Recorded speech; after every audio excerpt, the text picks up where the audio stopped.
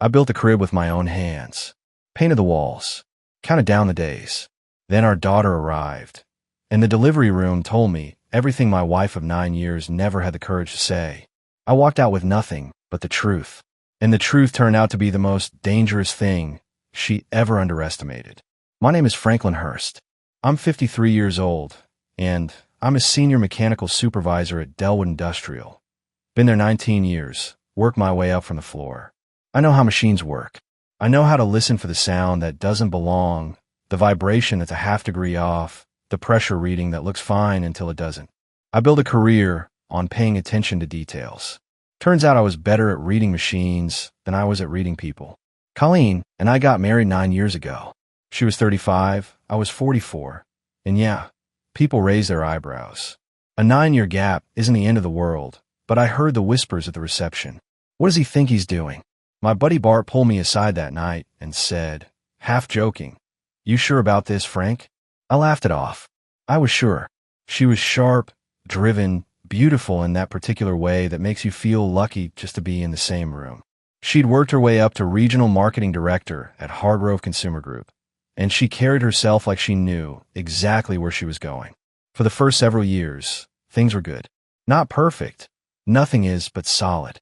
We talked about kids early on, and the honest answer was, she wasn't ready, and I respected that. Then the years went by, and the subject softened into something we didn't really touch anymore. I told myself I'd made peace with it. Then, 14 months ago, Colleen told me she was pregnant. I remember sitting down on the edge of the bed, hands on my knees, just staring at the carpet. She was watching me with this careful expression, like she wasn't sure which way I'd go. And then something opened up in my chest, something warm and ridiculous and completely unexpected, and I started laughing. She laughed too. We both did, the way you laugh when something surprises you into happiness. I was going to be a father at 53. I couldn't believe it. I threw myself into it the way I throw myself into any project worth doing. Completely. I spent a weekend converting the spare bedroom, measuring twice, cutting once the way my father drilled into me. I built the crib from scratch. White oak, sanded smooth as glass. Every joint checked and double-checked. I painted the walls a pale yellow, 3 coats to get the shade exactly right. Colleen stood in the doorway one evening, hand on her belly, and told me it was perfect. I believed her. The first small thing I noticed was the phone. Colleen had always been plugged in. Marketing people live and die by their devices, but this was different. She started carrying it face down, angled away when she typed. Quick movements, screen going dark. I noticed it the way I notice an unfamiliar sound on the floor. Filed it away, didn't act on it. The second thing was a Thursday in November. She came home at 9:40 instead of her usual 7 o'clock. Said the Hargrove Regional Review had run long. I nodded. It wasn't even the lateness that caught my attention. It was the way she said it. Flat. Rehearsed. Like a reading, not a conversation. I didn't say anything. I went back to the game I'd been half watching. But that night, I lay awake longer than usual, staring at the ceiling, listening to her breathe beside me. I told myself I was being paranoid. She was 8 months pregnant, running a demanding team, probably exhausted. I told myself the best thing I could do was be steady, be the calm one. So I was calm. I sanded the shelf brackets. I hung the curtains in the nursery. I sat in the rocking chair I'd brought up from the basement and looked at the crib I'd built with my own 2 hands and thought, this is what matters. 3 weeks later, our daughter was born, and the delivery room told me everything Colleen never would. I've been a mechanic long enough to know that nothing breaks all at once. It starts with something small, a vibration, a temperature reading half a degree off, a sound that's just slightly wrong. You can ignore it. Plenty of guys do. But the machine always tells you the truth eventually, one way or another. Colleen's truth started showing up in the credit card statements. I handle our finances. Always have. She never objected. Numbers weren't her thing. And honestly, keeping the accounts organized gave me something to do with my hands on Sunday evenings. I've been doing it for 9 years without finding anything worth a second look. Then, 2 weeks after the Thursday, she came home late. I sat down with 3 months of statements and actually read them. The pattern was right there, patient as anything, waiting for me to notice. Every Thursday, without fail, dinner charges at restaurants I didn't recognize. Not near her office on the north side. These were Crosstown, a good 40-minute drive from Hargrove. The Park Meridian Grill. Castillo's on Westfield. A place called the Lantern that I'd never heard her mention. And tucked in between, for separate charges at the Belhaven Suites, a hotel near the interstate, $42 each time, which I knew from looking it up was a rate for a day use room. My hands didn't shake. That surprised me. I just sat there at the kitchen table with the statements laid out in front of me, and something cold and very quiet settled in my chest. I didn't say anything to Colleen that night. I needed to think before I spoke, because once you say certain words out loud, you can't take them back. I know that about myself. The following week, I mentioned it casually over dinner, said I'd noticed some charges I didn't recognize, and asked if she'd switched where she was taking clients. She barely looked up from her plate. Said the Hargrove team had been trying out new venues for relationship-building dinners. Said the hotel charges were for a colleague who needed a quiet place to prep before a big presentation and had put on the wrong car by mistake. She offered to get the reimbursement sorted. It was smooth, practiced, and it would have worked on the version of me from 2 months ago. I nodded and said, "Sure, no rush." Then I went and checked the statements again after she went to bed. The hotel charges went back 11 months. 11. That was not a billing error.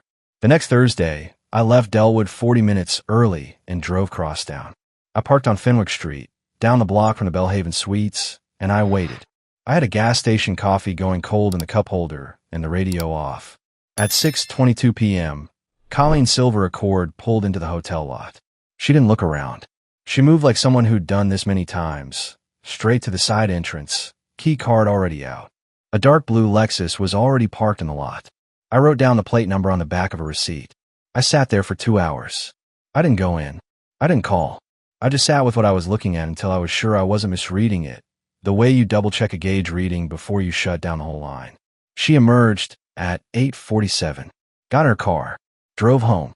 I followed at a distance and arrived 10 minutes after she did, told her I'd stop for gas. She was already in the kitchen reheating leftovers, relaxed as Sunday morning, and asked if I was hungry. I said no. The following day, I called Bart. We've been friends since we were both 22 and working the same shift at Carver Manufacturing, back before I moved up and he moved into sales. Bart isn't the type to sugarcoat things, which is exactly why I called him. We met at Ronnie's Diner, a booth in the back. I laid out what I'd found, the statements, the hotel, what I'd seen Thursday night. Bart listened without interrupting, which wasn't like him. When I finished, he was quiet for a moment. "How long?" he finally asked. 11 months at minimum, I told him. He exhaled slowly and looked out the window. Then he turned back and said, "Frank, I need to tell you something, and I want you to hear it before you react." He leaned forward, forearms on the table. "About 2 months ago, I saw Colleen at Marcello's, that Italian place on Route 9. I was there with a client. She was with a man I didn't recognize." He paused. They weren't talking business. I looked at him across the table for a long moment. "And you didn't say anything." I told myself I was probably reading it wrong, that it wasn't my place. He met my eyes. "I'm sorry, Frank. I should have said something." I didn't blow up at him. I wanted to, for about half a second. But Bart was sitting there owning it, and that counted for something. I just nodded and said we'd deal with that later. What I needed right now was a name.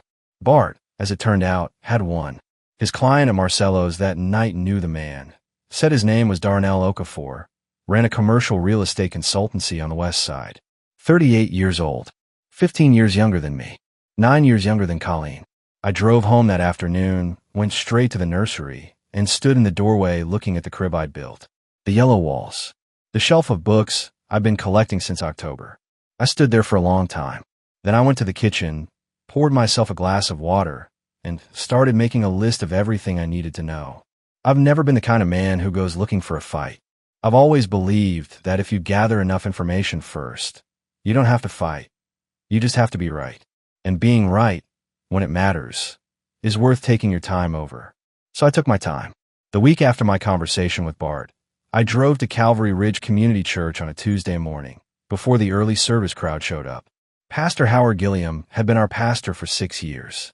He was a steady, soft-spoken man in his late 60s, the kind of minister who remembered your mother's birthday and knew which pew you preferred. Colleen and I had been regulars since we moved to the neighborhood. She sang in the choir. I ran the annual facilities repair drive every spring.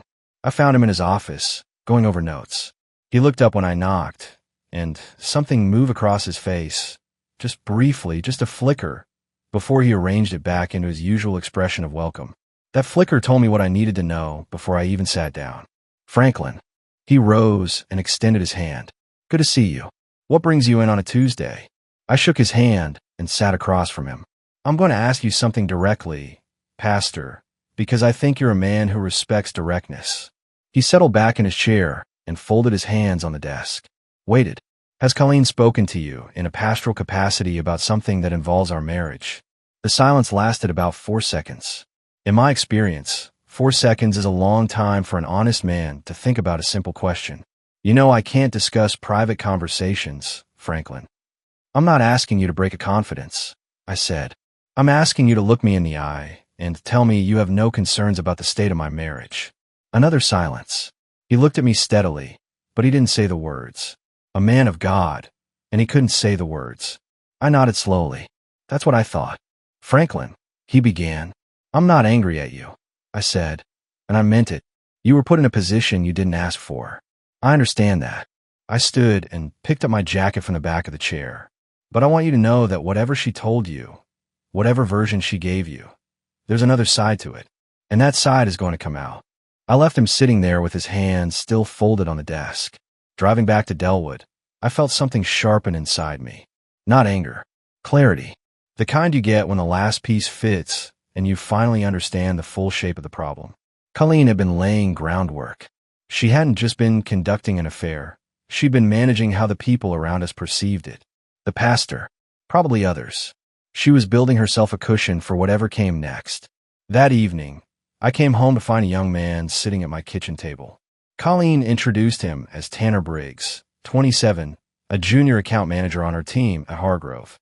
She said he'd stopped by to drop off some campaign materials she'd left at the office.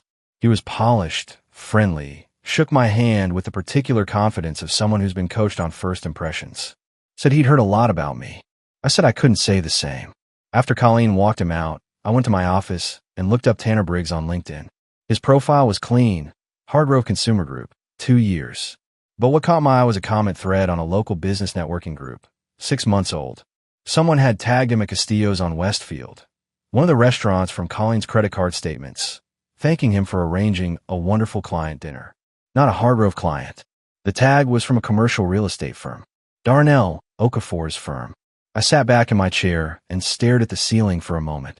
Tanner Briggs wasn't just a junior colleague. He was the logistics man, the one who made the reservations, sent the confirmation texts, kept things from showing up anywhere they shouldn't. 27 years old. Probably thought he was doing his boss a favor, maybe getting a little extra goodwill in return. I didn't confront him. Not yet. I just saved the screenshot and added it to the folder I've been building on my laptop, password protected, backed up to an external drive I kept in my toolbox at Delwood. That night, after Colleen went to bed, I sat in the nursery for a while. The yellow walls, the oak crib, the books lined up on the shelf, spines facing out, alphabetical. I'd done that myself on a Saturday afternoon in November while Colleen was at what she called team brunch. I thought about what Pastor Howard hadn't said. I thought about Tanner Briggs and his confident handshake. I thought about 11 months of Thursdays. And I made a decision. Before this went any further, I was going to know everything. Every piece, every connection, every detail. Because when the time came, and it was coming, I wasn't going to have a conversation. I was going to have a record. 3 weeks before her due date, Colleen went into labor early. It was a Wednesday night. She woke me at 2 a.m. Contractions, close together, no time to wait. I got her bag, got her to the car, drove to St. Clement's Medical Center with my hand steady on the wheel and my mind already running through contingencies the way it always does when something breaks ahead of schedule. The labor lasted 9 hours. I sat in the room with her, got her iced chips, talked to the nurses when she didn't feel like talking. I did everything you're supposed to do. I held her hand through the hard parts. And when the baby arrived, I was standing 2 feet away. The delivery nurse, a composed woman named Rita who'd been calm and efficient throughout the whole night, lifted our daughter, and in that first moment, before anyone said a word, I watched Rita's face. She didn't look at me the way nurses look at new fathers. She looked at me the way people look at someone standing on the edge of something they can't stop. The baby was beautiful. She had a full head of dark hair and wide, alert eyes, and her skin was a warm, deep brown that belonged to neither Colleen nor me. I am Irish and German by ancestry, pale as February. Colleen's family is Finnish and Scottish. There was no genetic combination between us that produced what I was looking at. The room went quiet in a particular way. The attending physician found something important in his chart. Rita busied herself with the warmer. The resident near the door took a small step back. Colleen looked at the baby. Then she looked at me. Her face didn't show confusion. It showed calculation. That quick, almost invisible recalibration I'd seen once before, the night I'd mentioned the credit card charges. For just a moment, behind her eyes, I could see her working out what to say. She didn't get the chance. "Franklin," she started, voice low and careful. "I need you to let me." "No," I said. Just the one word. She stopped. I looked at my wife of 9 years across that hospital room, in the gray morning light coming through the window blinds, and I felt 9 years of something. Not anger, not grief exactly, something colder and more final than either, settle in a place like a load-bearing wall clicking into position. "I know," I said. "I've known for a while. I just needed to be sure." She opened her mouth, closed it. I turned to Rita, who was watching me with quiet, careful eyes. "Is there a waiting area nearby?" "Down the hall, left at the nurse's station," she said gently. "I'll bring you coffee."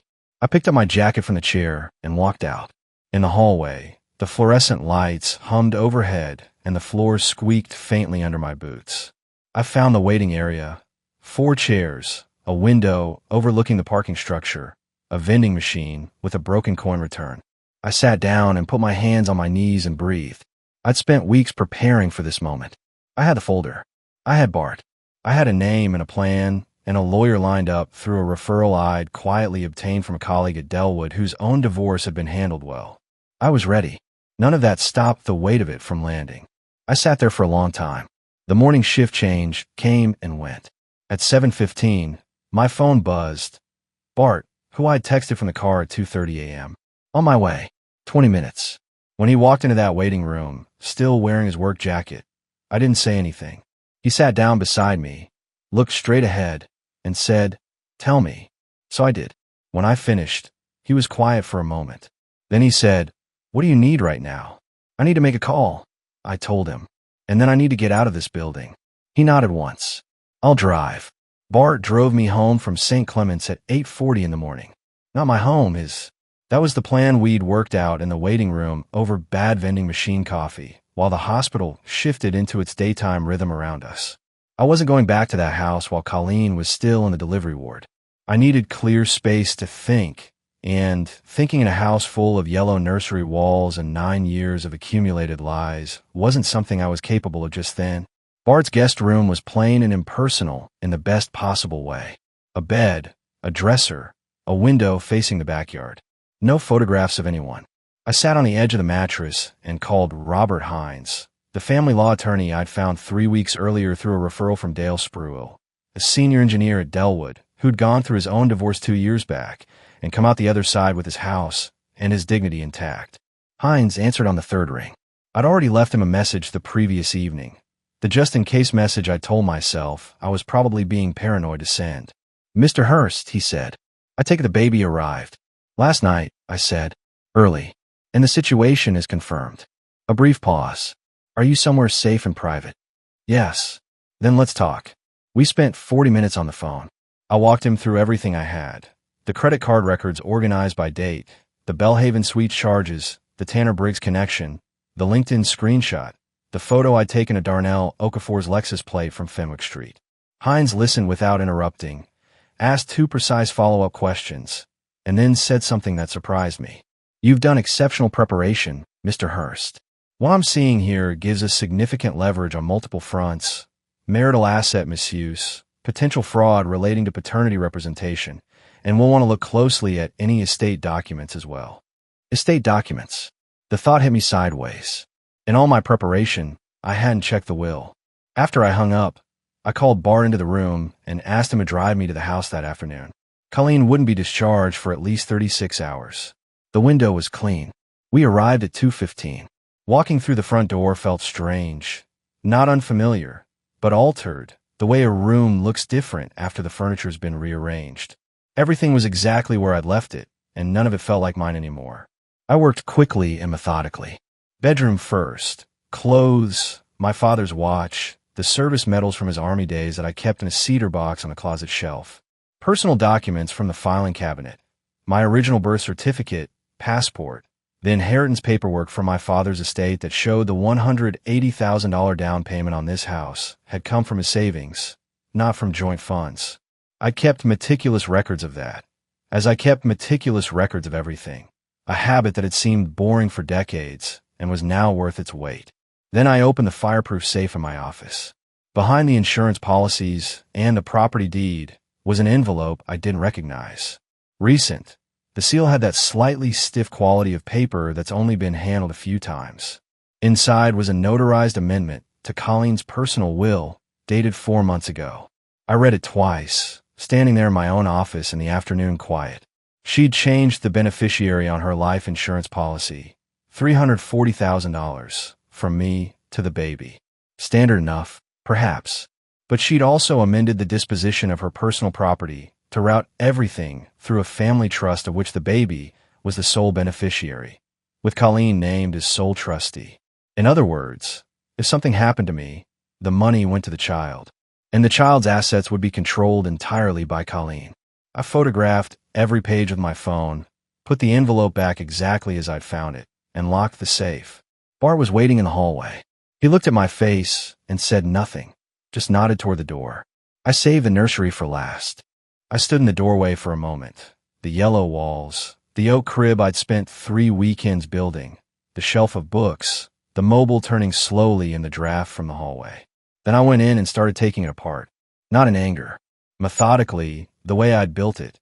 One piece at a time, each part set carefully against the wall. The crib came apart in 12 minutes.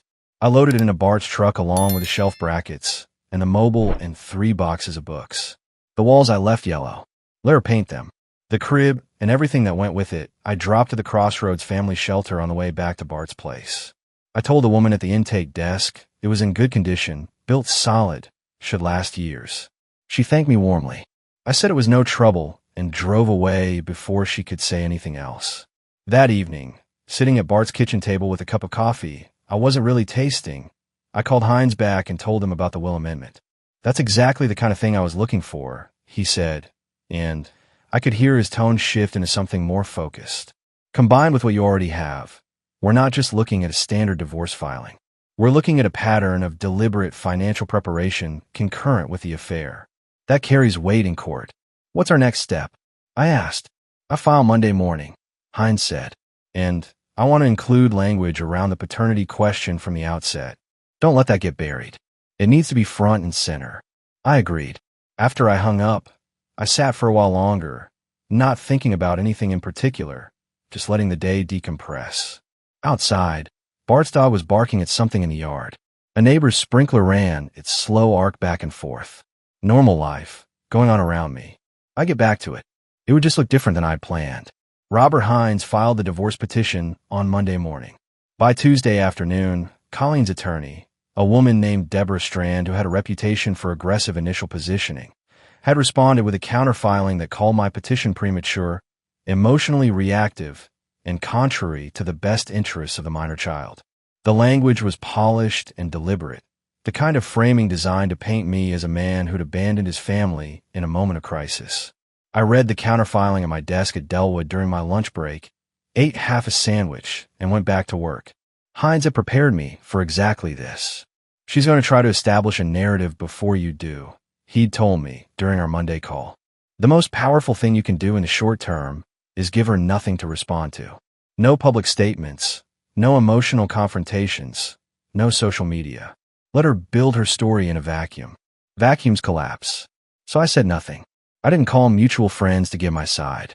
I didn't respond to the 2 texts that came from Colleen's sister Brenda, who was clearly reaching out on Colleen's behalf. The second one read, "Just talk to her, Frank, she's really struggling," and I looked at it for about 10 seconds before setting my phone face down on the workbench. I didn't post anything. I didn't change my profile photos. I went to work, came home to Bart's guest room, ate dinner, and slept. What I didn't know, at first, was how busy Colleen was being on her end. Bart told me, about a week after the filing, that he'd gotten a call from our mutual friend Len Pryor, a guy we'd both known since the Carver manufacturing days, asking if Franklin was doing okay and whether the story going around was really true.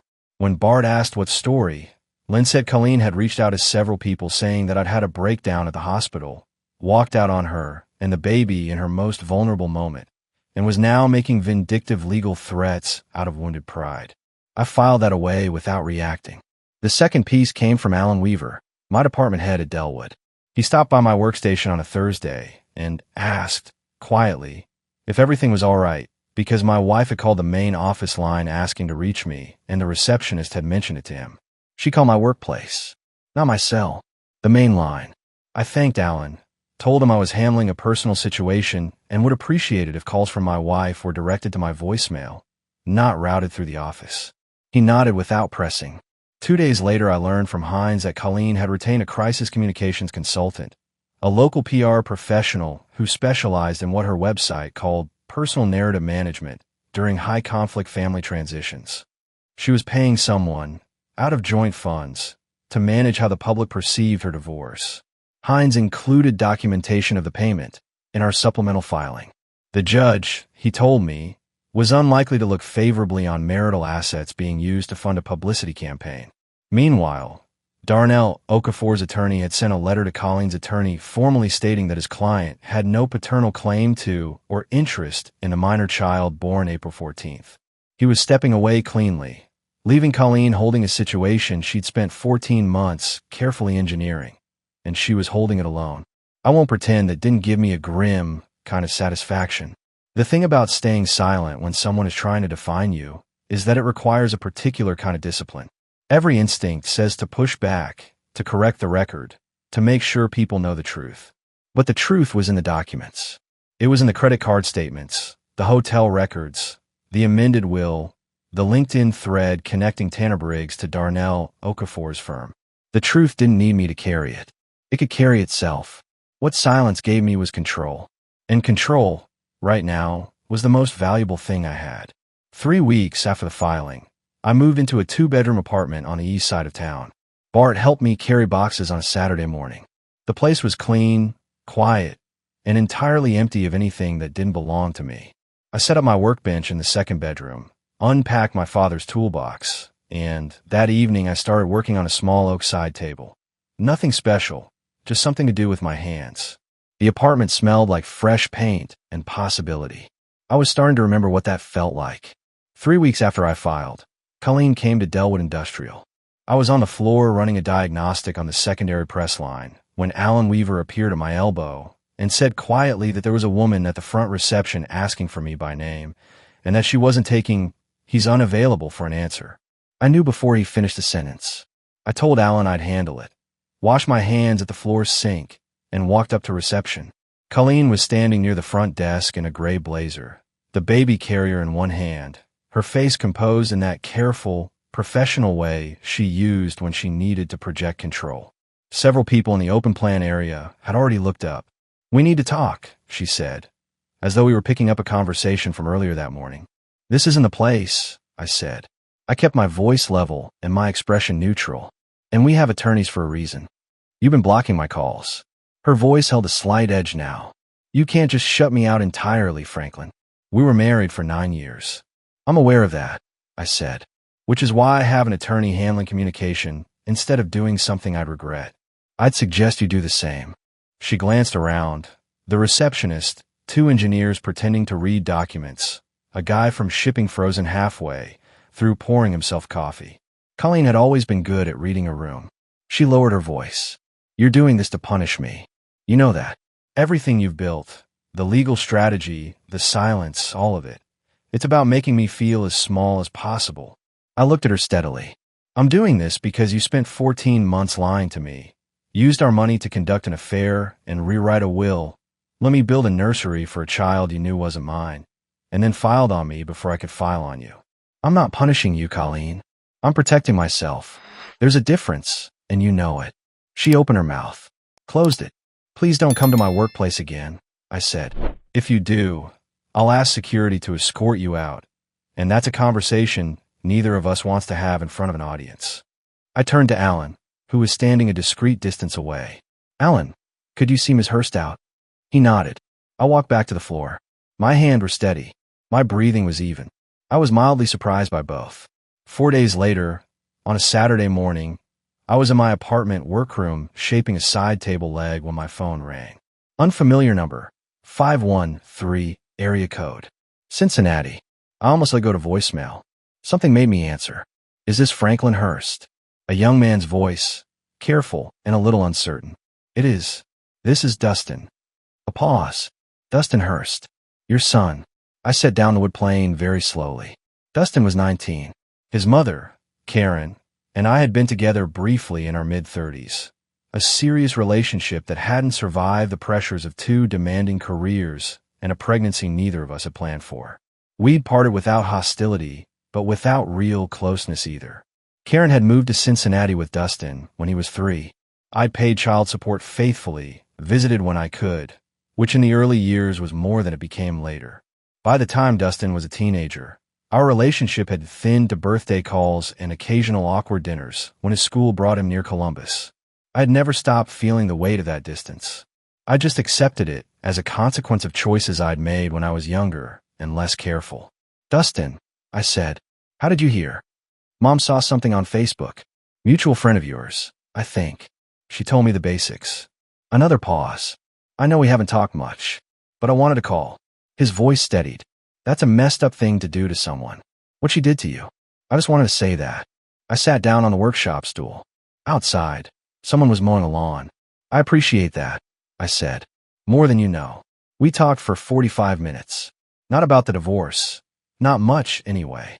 We talked about his job at an auto shop in Blue Ash, how he'd been taking night classes in automotive engineering, how his mother was doing. I told him about Delwood, about the woodworking, about the apartment that was starting to feel like mine. Before he hung up, he said, I'd like to come up sometime, if that's okay. More than okay, I said. You tell me when. He came the following Saturday. Showed up at my door at 10 a.m. in a gray hoodie and work boots, tall the way I'd been at his age, with Karen's coloring in my jaw. We shook hands in the doorway, and then, after a half-second of something unspoken between us, he stepped forward and we embraced, briefly, solidly, the way men do when sentiment matters, but neither one is going to make a production of it. We spent the afternoon in the workshop. He knew his way around tools. Karen had apparently made sure of that, which made me respect her anew. I showed him the table I was working on. He had questions that told me he'd done this kind of work before. Your grandfather taught me, I told him, running a hand along the oak grain. I was about your age. He looked at the wood for a moment. Maybe you could teach me the rest. I didn't say anything. I handed him the plane and showed him the angle. The first formal court hearing was on a Tuesday in June. Robert Hines had spent the previous week walking me through what to expect.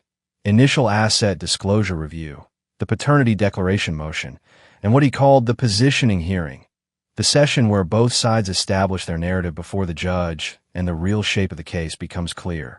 Colleen arrived with Deborah Strand and a second attorney I didn't recognize. Strand was polished and prepared, the kind of lawyer who controls a room through sheer deliberate presence. The second attorney, I later learned, handled family communications cases. Colleen had brought a specialist in narrative. I sat with Hines at our table and didn't look at her. The gallery was sparsely attended, a handful of people I didn't immediately recognize, and, in the second-to-last row on the left side, a small, white-haired woman in a navy blue cardigan, sitting with her hands folded in her lap. My mother, Virginia Hurst, 76 years old, who had never once in her life told me what to do, but had also never once failed to show up when it mattered. I hadn't told her about the hearing. She found out through Bart, apparently, and had driven 40 minutes from Westerville without saying a word to me about it. I caught her eye briefly across the room. She gave me a small nod, the same nod she'd given me at my father's funeral and my college graduation, at every moment in my life when the message was simply, I'm here. Keep going. I turned back to the front of the room. Judge Patricia Drummond was in her early 60s, efficient and unsentimental. She moved through the preliminary matters quickly, then addressed the paternity motion directly. Strand rose immediately. Your Honor, my client acknowledges the circumstances of the birth. However, Mr. Hurst was a willing participant in the pregnancy, demonstrated consistent paternal preparation, and built an expectation of fatherhood that creates an equitable obligation. Counsel. Judge Drummond's voice was not loud. It didn't need to be. Does your client acknowledge that Mr. Hurst is not the biological father of the minor child? Strand conferred briefly with Colleen in a whisper. She does, Your Honor. And does your client acknowledge that Mr. Hurst was not informed of this prior to the birth? A longer pause. She does. Judge Drummond made a note. Then I'm not sure what equitable argument you're constructing, but I'll hear the rest of it in writing. Mr. Hines. Hines stood and walked the judge through our documentation with the unhurried precision of a man who knows his evidence is sufficient and doesn't need to oversell it. The credit card records. The hotel charges cross-referenced against Colleen's calendar. The will amendment, dated 7 months prior, 2 months into the pregnancy. The Tanner-Briggs connection. Darnell Okafor's formal disclaimer of paternity. When Hines mentioned the PR consultant retained with joint funds after the filing, Judge Drummond looked up from her notes for the first time since he'd started speaking. Joint marital funds, Hines confirmed, used post-filing to engage a communications professional for the purpose of managing public perception of the divorce. The judge looked at Strand with an expression that wasn't quite disapproval, but was in that neighborhood. Strand said, carefully, my client was managing a very difficult personal situation, Your Honor, and by spending shared assets on a publicity strategy, Judge Drummond said. It wasn't a question. In the gallery, I heard a small sound, not quite a gasp. One of Colleen's friends, a woman named Bev who I'd always found her pasted-on smile slightly unbearable, had her hand over her mouth. 2 seats down, another woman who'd attended our wedding reception was staring at the table in front of her. The narrative Colleen had been building for 6 weeks was dissolving under fluorescent courtroom light. Not because I'd said anything, because the document said everything. After the hearing, in the marble-floored corridor outside the courtroom, Colleen's second attorney approached Hines with a quiet word. A settlement conversation. Colleen was prepared to discuss revised terms. Hines related to me in the parking garage. Tell them I'm listening, I said, and tell them to bring something real. On my way to the car, I passed my mother, who was waiting near the elevator. She reached up and put one hand briefly against my cheek. The way she'd done when I was small and had skinned a knee and needed to know the world was still steady. Your father will be proud, she said quietly. I covered her hand with mine for a moment. Then I walked her to her car, made sure she had her keys, and stood in the garage until her taillights disappeared around the curve. The settlement conversation lasted 11 days. Deborah Strand sent the first revised proposal the morning after the hearing. Hines forwarded it to me at Delwood during my lunch break, and I read it at my desk with a sandwich I'd already forgotten about. The proposal was better than Strand's original position, but still built around the assumption that I'd want to avoid a prolonged public process. There was a clause requiring mutual non-disclosure, another requiring me to make no public statements about the circumstances of the birth. I called Hines from my truck in the parking lot. They want a gag order dressed up as a mutual agreement, I said. That's a fair characterization, he replied. Counter with our original terms. Full asset split honoring the inheritance documentation on the house. The Vermont property remains mine entirely, and no non-disclosure language of any kind. The paternity declaration goes through regardless. They won't like that last part. I know, I said. Send it anyway. What accelerated things was something I hadn't engineered and hadn't expected. Hargrove Consumer Group conducted an internal review. It started, as best as I could piece together later, when someone in Hargrove's compliance department noticed irregularities in departmental expense reports, specifically restaurant charges and one hotel booking that had been submitted for reimbursement under client entertainment budgets. The timeline matched the charges on our joint car precisely. Tanner-Briggs, it turned out, had been submitting some of Colleen's personal expenses through the company's expense system. Whether he'd done it on her instruction or on his own initiative to cover his tracks, I never learned. But the result was the same. Hargrove placed Colleen on administrative leave, pending investigation, on a Thursday morning, exactly 4 weeks after the court hearing. Hines heard about it through the discovery process and called me that afternoon. Her income documentation just changed significantly, he said. This affects her financial position in the settlement and undermines her attorney's leverage considerably. I didn't feel triumphant. I felt something quieter than that. The grim recognition that the architecture of deception Colleen had built was coming down the way poorly engineered structures always do. Not all at once, but piece by piece, each failure triggering the next. 3 days later, Strand sent a new proposal. It accepted our original terms on the house and the Vermont property.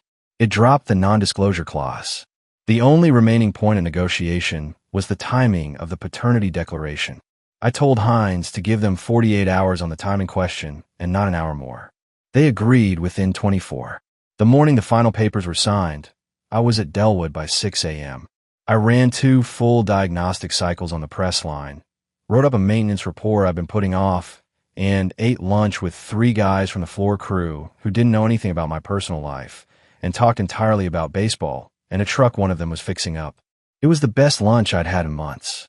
Darnell Okafor, I learned through a business contact several weeks later, had quietly closed his Columbus office and relocated to Atlanta. Whether that was related to our proceedings or something else entirely, I couldn't say. I didn't spend much time thinking about it. What I did think about, sitting in my apartment that evening with a glass of water and the side table I'd nearly finished, was Tanner Briggs. 27 years old, probably out of a job. His professional reputation in a city the size of Columbus effectively ended by the choices he'd made for reasons I'd never fully understand. I didn't feel sorry for him, but I didn't feel much of anything else either. He'd made his decisions. So had everyone else in this. The oak side table was finished by 10 o'clock. I sat against the wall, put my father's photograph on it, and stood back. It looked right. 4 months after the divorce was finalized, Dustin moved to Columbus. He hadn't announced it as a permanent thing. He'd said he was thinking about transferring his apprenticeship to a shop in Hilliard, that the cost of living in Cincinnati was getting unreasonable, that he wanted to be closer to family. He said the word family the way young men say things they mean, but aren't quite ready to make a declaration of, sideways, matter of fact, daring you to respond in kind. I helped him move on a Saturday in October. We loaded his truck in my truck and made 2 trips to a 1-bedroom apartment 12 minutes from mine. By evening, we'd assembled his furniture, ordered pizza, and sat on the floor of his living room because his couch wasn't arriving until Monday. Not bad, he said, looking around at the bare walls and stacked boxes. Needs work, I agreed. I know a guy, he said. I looked at my son, 19 years old, tools in his hand since he could walk, driving 40 minutes to return a wrench, showing up on my doorstep because it was right, and thought about my father, who had taught me to build things and passed me his tools and died without knowing he'd have a grandchild. The circle of that felt significant in a way I didn't try to put into words. We ate pizza and talked until nearly midnight. Before he left the next morning, he stopped in the doorway and said, I know it's not how you planned it, but for what it's worth, I'm glad I'm here. So am I said. More than you know. Virginia came for Thanksgiving. Bart and his wife came. Dustin came. We ate at my dining table. The cherrywood table I'd built myself from a slab I'd found at a salvage yard in Delaware County, sanded down to the grain and finished with 3 coats of Danish oil. 7 people around a table I'd made with my own hands, in an apartment that felt, for the first time, entirely like mine. My mother sat at the end of the table and said grace, the same grace she'd said at every Thanksgiving I could remember, and I watched Dustin bow his head alongside people he'd only known a few months and thought, this is how things get rebuilt. Not in dramatic gestures, in ordinary evenings that accumulate into something solid. The divorce had taken from me something I believed in completely. The future I'd painted yellow and furnished with white oak and filled with books.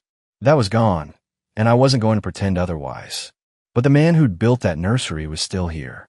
His hands still knew what to do, and the table we were sitting around was proof that he could build something real from whatever materials were left. I refilled everyone's glasses and passed the rolls. That was a good place to start.